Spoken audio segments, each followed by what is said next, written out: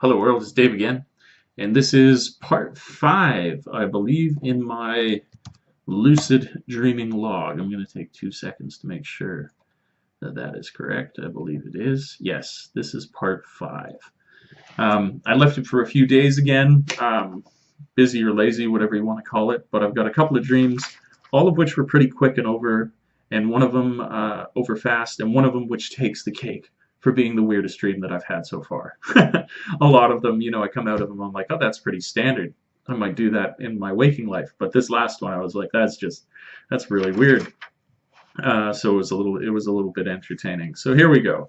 I've been trying to do, more each night of like the meditation before I go to sleep, and I'm getting better at it. It seems to be it's a pretty slow process, and I could always improve. When I wake up, writing this stuff down sooner, I always leave it for way, way too long. And I think that's probably one of the biggest keys, is that when you wake up, you get to it right away. Haven't done that. If I change that, I will see more success, but something to improve anyways. Okay, so let's jump right into this. Okay, so we got Dream 11, January 10th, 2014. I'm riding around a city on an ATV with some friends, and then at one point they don't have ATVs, and I'm the only one riding, and they're still with me. And so I'm wondering in my brain, even at the time, I was like, how is this even possible? You can't fit multiple people on one ATV, but my brain's allowing me to do this, so that's strange. At another point, we're driving around the city, and we're in an ambulance, except the inside of the ambulance is almost like a tour bus. It wasn't like there was any medical equipment, but we had the siren on the top of the vehicle. Very strange. Very strange. And it's not like we were trying to help anyone. We were just using this as a tactic to get around the city, because we would flash the lights on, whoever it was that I was with, and then everybody would get out of our way. So it was really convenient. Strange. So I'm just driving around in this stream, apparently. I remember at one point, I guess it's like if we were stopping over between just driving around the city on ATVs and ambulances. In a room, I remember a desk. It was in an apartment building. There were 2 beds, so it was like kind of like a dorm room might be at university, where you each had your bed in the room, and then you're sharing the space essentially. So there was that. There was that experience in the room, and then finally, I remember kind of being in a mall, and I remember looking, for whatever reason. I'm a big fan of Nine Inch Nails, but I wanted to buy Nine Inch Nails clothing in the stream. I don't know why. So I'm looking around for Nine Inch Nails, and everybody is like, oh, it's actually, when you want to get Nine Inch Nails clothes, it doesn't have the traditional NIN symbol. It's got like IF or MF on it. I was like, oh, okay, well, that's contradictory to whatever I've known prior, but I found that out at the end, and so I went to this section that had all these clothes, and that's kind of where the dream ends in my memory. And then the next one, like I keep saying, okay, January 12, 2014, Dream 12. I did not write this down soon enough. I think this is kind of like a weekend thing where I lounge in bed when I wake up, so it fades. Okay, so I got to see people snowboarding in the stream. I was watching people snowboard, and this is relevant to an obsession I currently have. I went on a ski trip recently. I snowboarded some more, and I used to snowboard tons when I was young.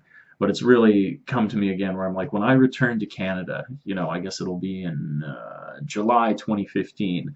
When that next winter rolls around again, I really think I'm going to dedicate a season to being a ski bum, getting some wicked equipment, and just getting up there, a couple dozen times, and really, really enjoy a snowboard season, because I haven't yet done that in my life. I've gone up pretty consistently. I think the most I went up in a season was 10 times, but that's just not enough. I'm like, I should be doing way more than that. I could totally do more than that. And I'm old enough to appreciate it now, so it's a big goal I have. And that found its way into my dream. I was just watching people snowboard, and it was great. Then it kind of transitioned. I had not too long ago spent some time in Mexico for a wedding, and there was just this point in this dream where I was riding a bus. It was in a tropical setting, and it just felt like when I was riding a bus in Mexico. So I guess that's where my subconscious was drawing on for this. Staying in a resort where I had my own room. But then this is, where your dreams get really, really messed up. I have this recollection of water being around me everywhere. So it's almost like I was on a cruise. These dreams, as much as I describe the literal things that I remember, they are so fantastically disjointed. There's a lot of details all over the place. So that's that. couldn't remember a lot for that one. And then finally, this morning, January 13th, 2014, Dream 13. This one, I forgot the first dream, but I fell back asleep, and I remember the next dream, and it was really funny. It was bizarre. This, like I say, it wins best weirdest dreams so far that I've had. And so in this one, I don't know why, but I thought of this man that I met as like a bounty hunter. He's an old bearded guy with a big wide brim hat, and he would trade in whatever he'd hunted or whatever bounty he'd brought in for money. You know, this is the subconscious, like he gets something in exchange for whatever he trades his bounties for. And the strangest thing happened, so disjointed. He was like, you know, I want you to help me bring in this bounty. And I was like, what kind of bounty? And he's like, I want you to bring in a snowman. And I was like, what? I read a book where a guy was named Snowman. I don't think it's related. And so I made a snowman out of snow, and it had like a big nose, and you know, I did the whole thing with stick arms and stuff. And he's like, that's great. We're gonna get a great trade off of this. And he had this big, you know, 4x4 truck with a big rear, you know, tailgate and big. I don't drive trucks that much. It had a lot of room in the back. So I put my snowman in there, and then he wanted me to drive off to the guy that we were going to trade with. And I remember driving off to meet off with this guy who we were going to trade this snowman for something.